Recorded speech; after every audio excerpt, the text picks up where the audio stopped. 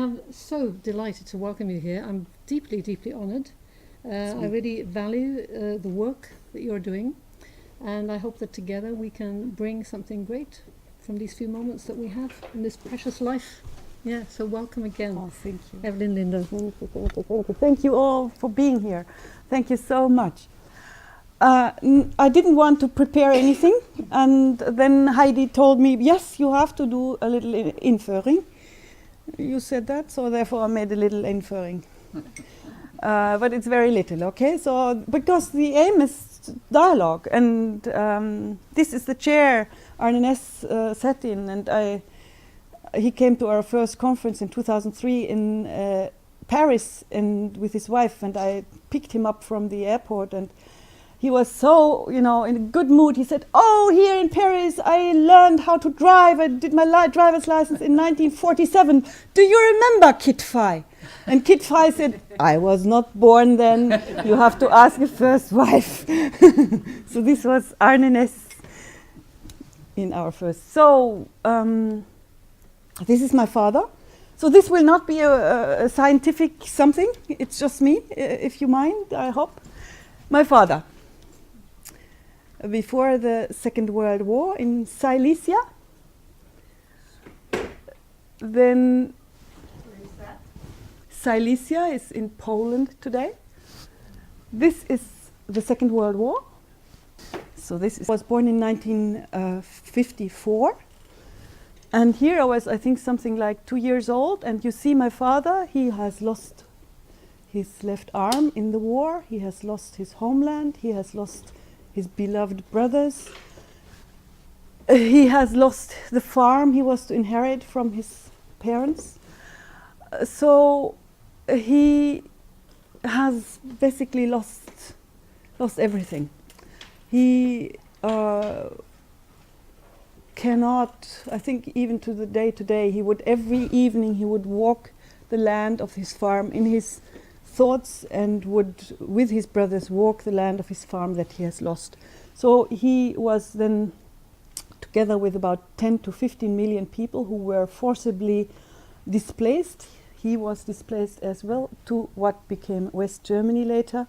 So I'm born in a little village near Hamelin, where he was a refugee, a displaced person. And to the day today, he would yearn to go home, and there is no home to go to because Silesia is no longer there. So I'm born into an identity of here where we are not at home, and there is no home to go to, back to. Like Palestinians, they yearn to go back to Haifa. They have a right of return. There's no right of return. So in my case, my identity until the age of 45 was I have no place on this planet. And at the age of 45 it changed, because in a way I continued the displacement until I reached the limits of our planet, and until I really felt under my skin I'm at home everywhere. So around the age of 45 it changed from not belonging to this planet to belonging everywhere. This is my father now. Back? No. Yeah, right.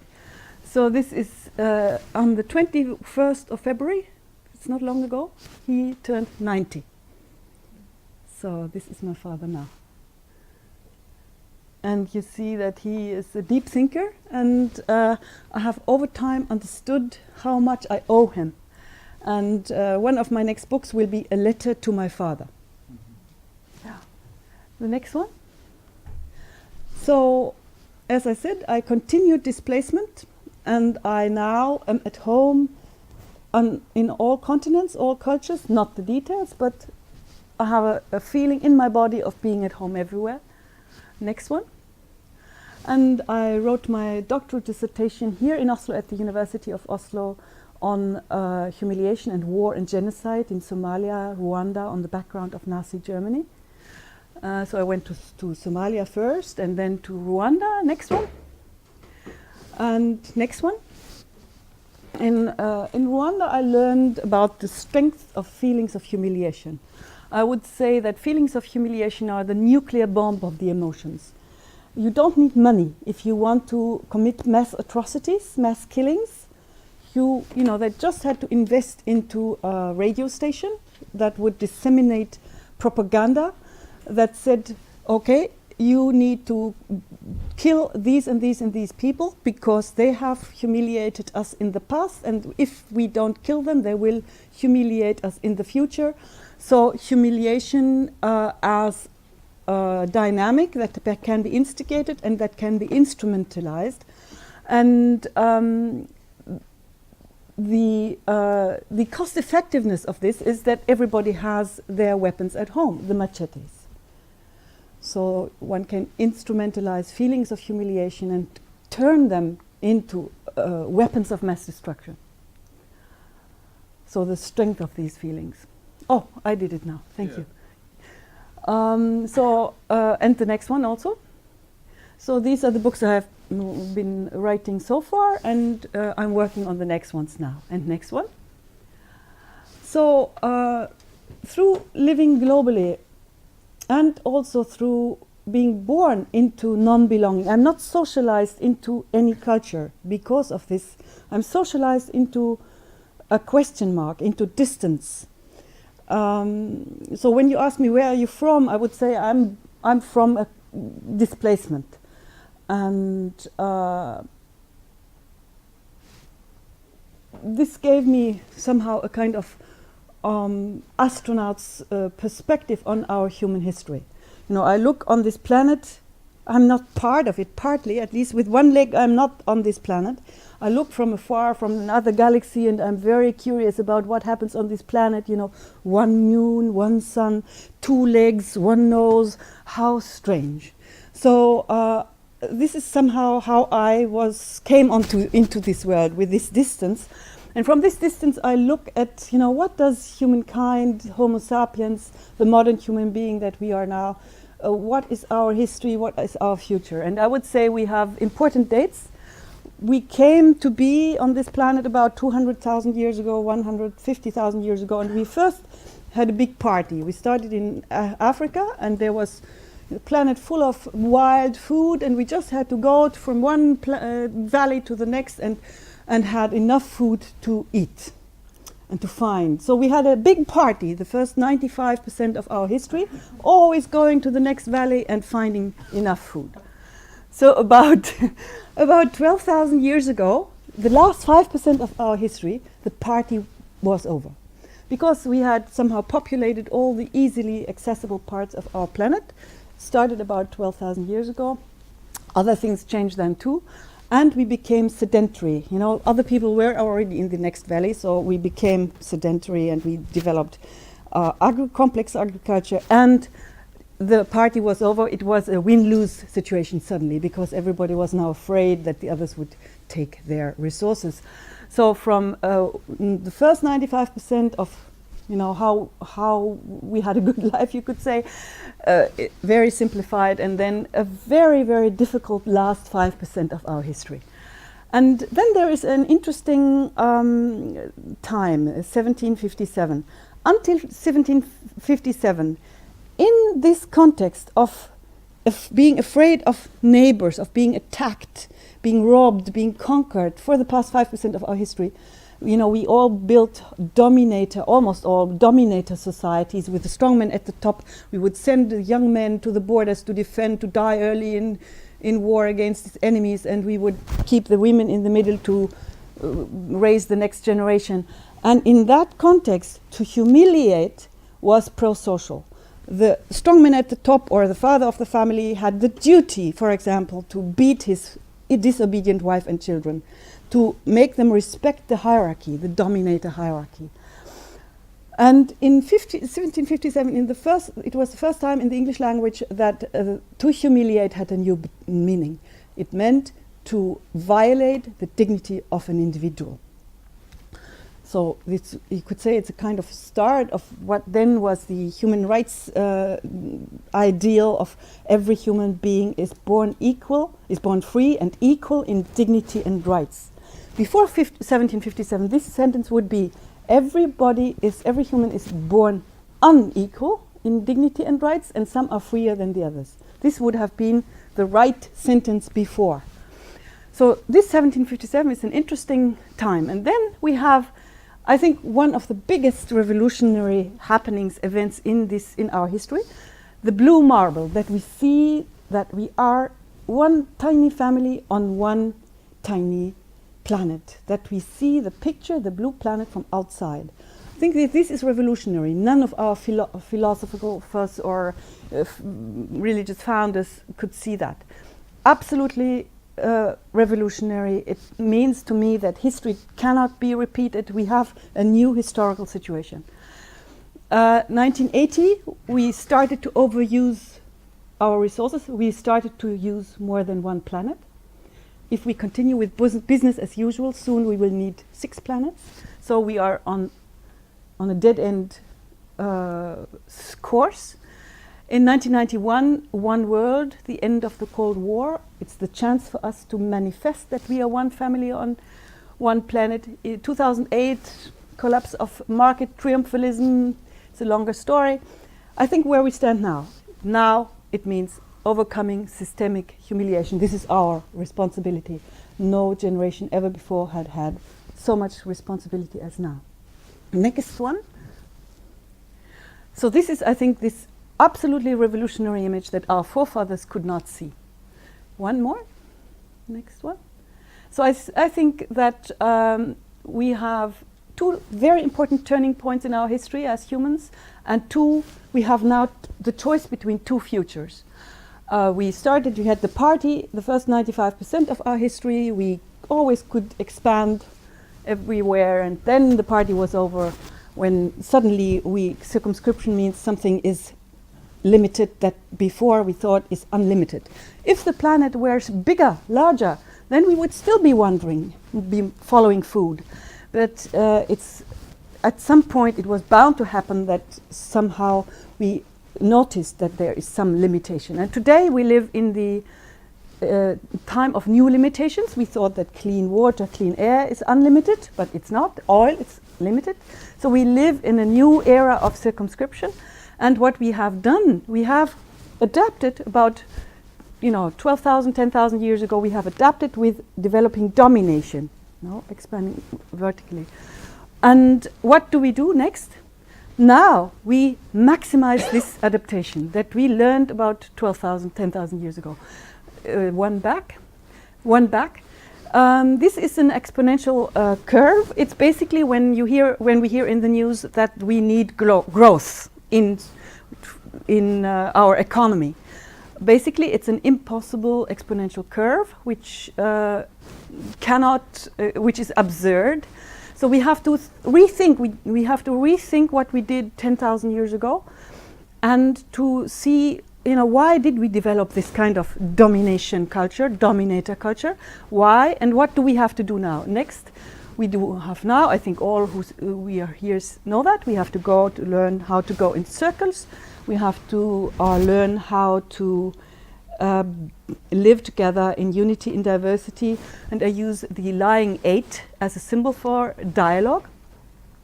And we have, and next one, and we have for the first time in our history as humans, we have the chance to do it. Why? Because we have the image of the blue planet. We know, we have all the knowledge. There is no missing knowledge. We can do it. We can manifest that we are one family on one planet. We can do it now. Next one. So far we have inequality, so-called communism, socialism, North Korea, inequality. On the right side we have Morumba in Sao Paulo, the rich one overlooking the slums. We always end up with dominator societies and the model. We always end up with that so far. So we have to do something different. And next one. And I thought, okay, let's look for a new word. Why not dignity, dignitism?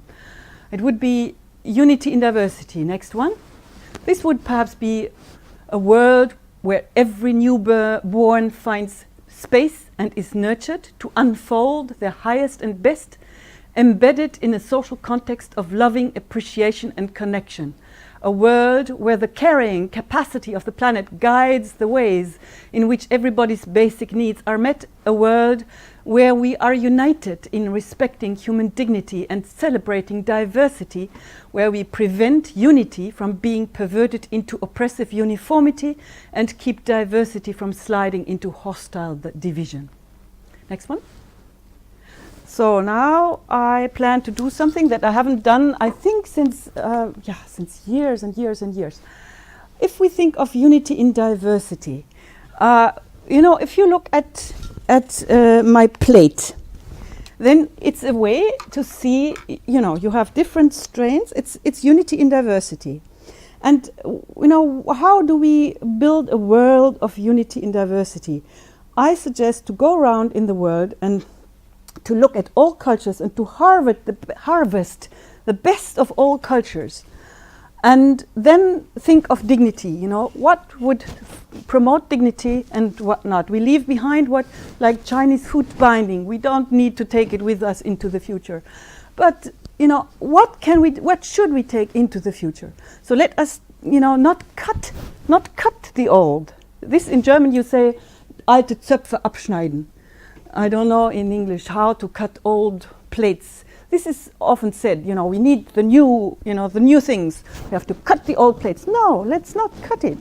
Let's open them and let's look, what can we use, what can be useful, and then we can close it again and make a new unity in diversity. So this is my little kind of artistic contribution with my own body.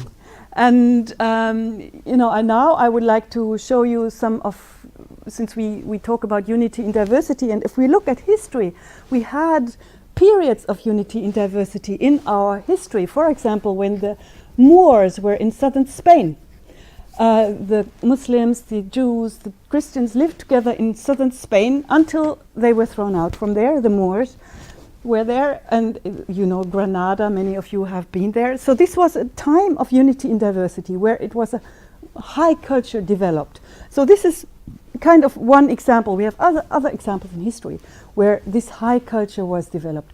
And as I said, I'm not socialized into Western culture through this history of being displaced, and so I relate to everything in the world where it's only voice. So therefore I want to share with you a little song that has survived from that time. I think, when was it that the Moors were thrown out of? 1491? Yeah, 1491 they were thrown out. This song was developed before that, during the high time of the Moors, and it has survived in Northern Africa. So this is one of my favorite songs. I just want to give you one of my favorite songs for a little moment.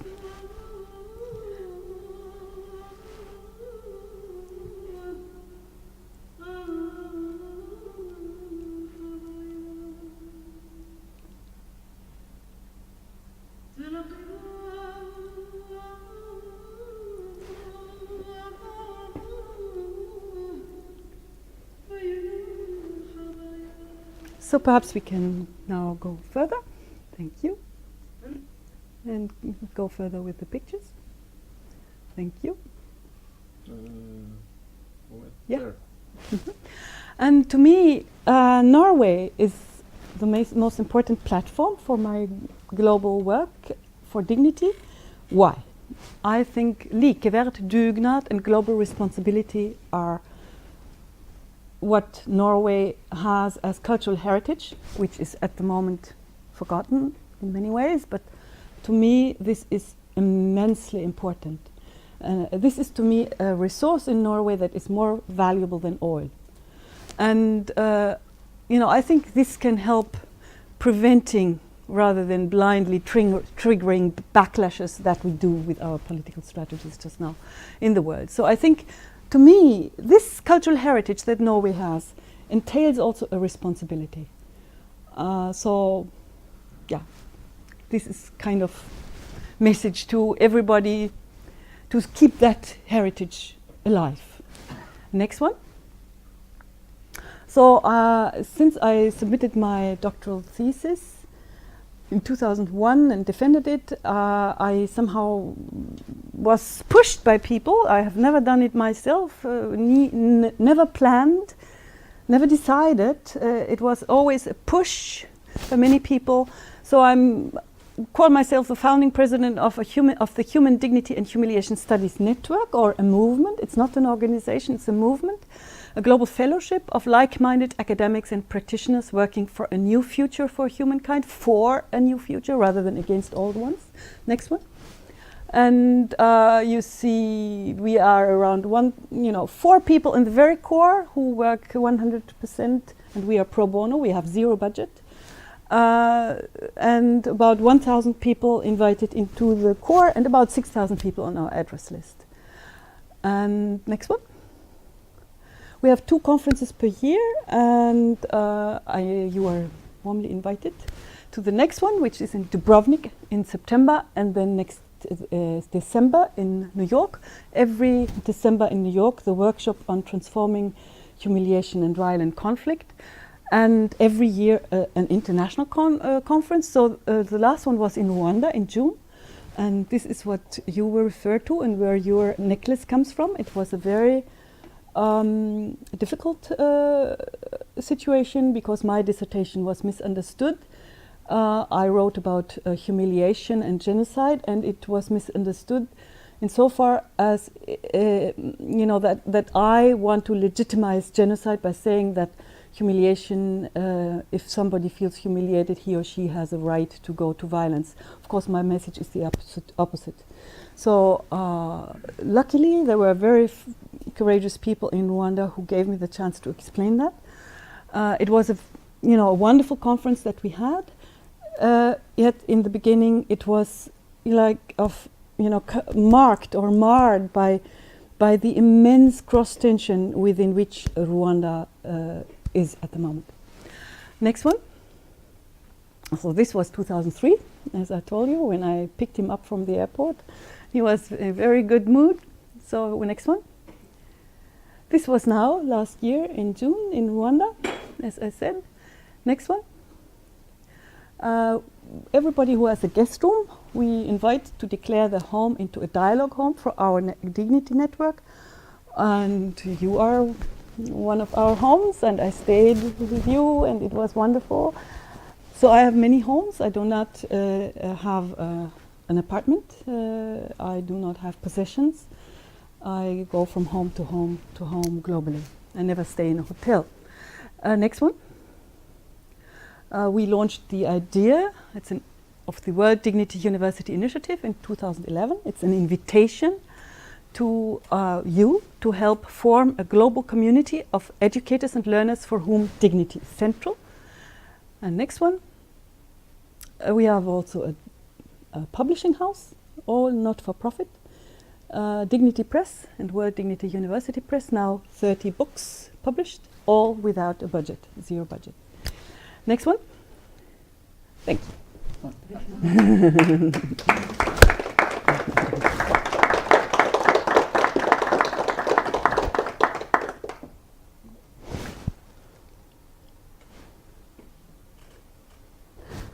So, since we were thinking of dialogue, it should not be, questions and answers. I don't have any answers. So there is no point in questions and answers. No. So there is only a point in dialogue.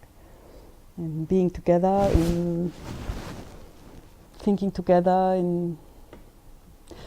to me the most important thing is to come out of isolation. I see, especially in Western countries, not so much otherwise, that everybody is in their apartment and then goes somewhere, comes back, goes to a job where you shouldn't make friends because it's the job. So there is so much isolation and separation. So my first wish always is to say, we are human beings together, we are part of one family, let's manifest that family. Let's manifest that. And I depend on it, like Pamela. I go to her and say, can I stay with you, And Allan, he had to move out of his bed and give me his bed. And for 4 weeks he was suffering because of me. So, I, and so I became part of your family. And I'm not in my own apartment on my own. No, I'm part of your family. Yeah. And this is, to me, is the biggest gift.